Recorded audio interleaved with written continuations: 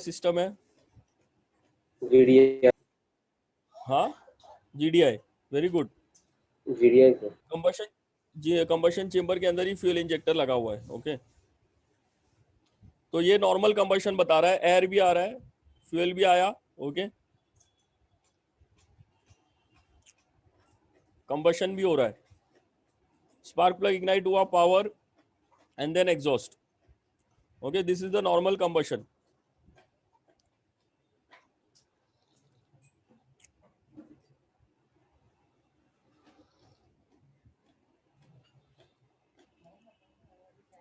अब नॉकिंग में क्या होगा? नॉकिंग में क्या होगा? देखो,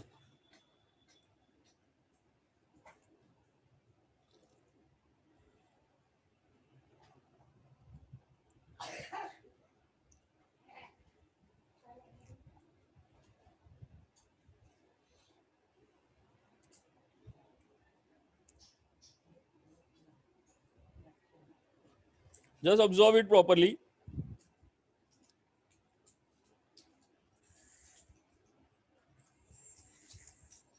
Yes, I will start once again. Just observe it.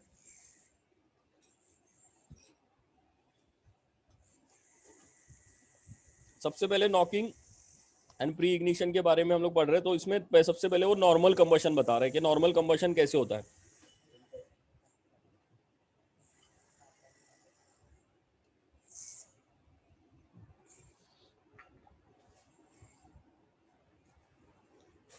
Regular combustion कैसे हो रहा है ये बता रहे हो। Hope you all remember this.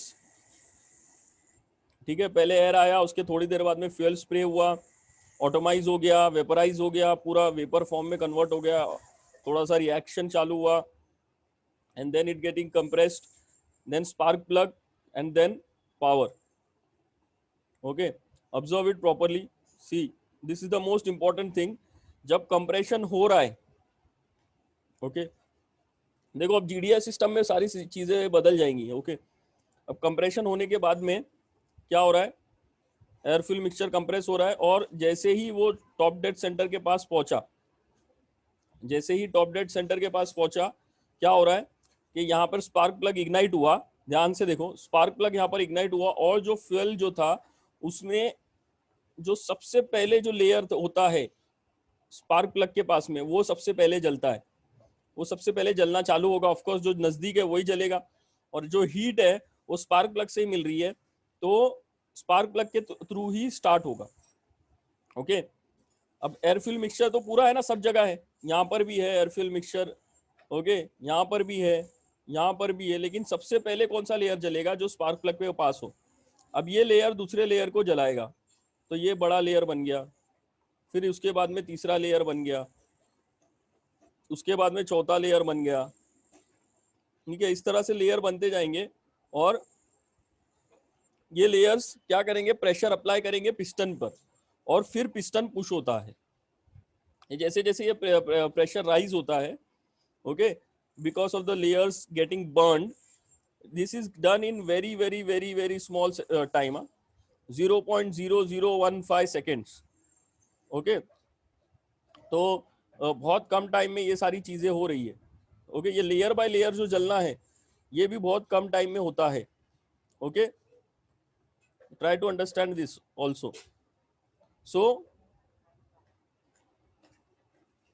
this is your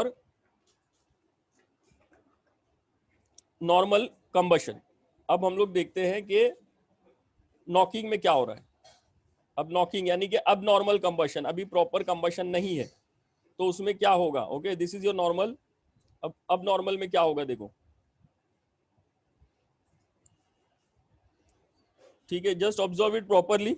देखो, लेयर्स की बात मैंने किया, तो लेयर्स यहाँ से स्टार्ट हुए, स्पार्क प्लग यहाँ पे स्पार्क दिया, यहाँ पर जो लेयर था वो सबसे पहले जला, उसके बाद में एक लेयर यहाँ पे जला, उसके बाद में एक लेयर यहाँ पे जला। अब होना क्या चाहिए कि यही लेयर, यही हीट जो है, यही लेयर जो जल चुका है वो हीट पास करे आजू बाजू सब जगह, और फिर उसके बाद में धीरे धीरे धीरे प्रेशर राइज हो सब जगह पे, और धीरे धीरे नीचे की तरफ प्रेशर बढ़े और पिस्टन इजीली पुश हो। अगर ये डाउनवर्ड की तरफ प्रेशर जितना ज्यादा लगाएगा उतना इजीली कंबशन होगा और प्रॉपरली वो जो हमारा पिस्टन है वो पुश होगा, बराबर है कि नहीं। लेकिन अगर कंबशन बराबर नहीं हो रहा है, यानी कि अगर समझो ये जो इंजन का जो पार्ट है ये साइड में, ये ना बराबर कूल नहीं हुआ है, या फिर जो हमारा ये है फ्यूल है, फ्यूल जो है वो उसका सेल्फ इग्निशन टेम्परेचर थोड़ा सा कम है, यानी कम टेम्परेचर पे भी वो जल जाता है, ठीक है। अगर ऐसा है, या फिर इंजन बहुत ज्यादा हीटअप हो गया है, कूलिंग बराबर नहीं, ये कूलिंग का चेम्बर्स बताया है साइड में, ठीक है। तो कूलिंग चेम्बर्स बराबर नहीं है तो कितना इशू क्रिएट होगा। देखो अब यहाँ से यहाँ पर जो एयर फ्यूल मिक्सचर पहले से मौजूद है, बराबर ना, इंटरनल सॉरी ऐसा इंजन में तो ऐसा ही होता है कि एयर फ्यूल मिक्सचर पूरा कंप्रेस हो रहा है, चाहे जीडीआई सिस्टम हो चाहे एमपीएफआई सिस्टम है, एयर फ्यूल मिक्सचर कंप्रेस हो रहा है।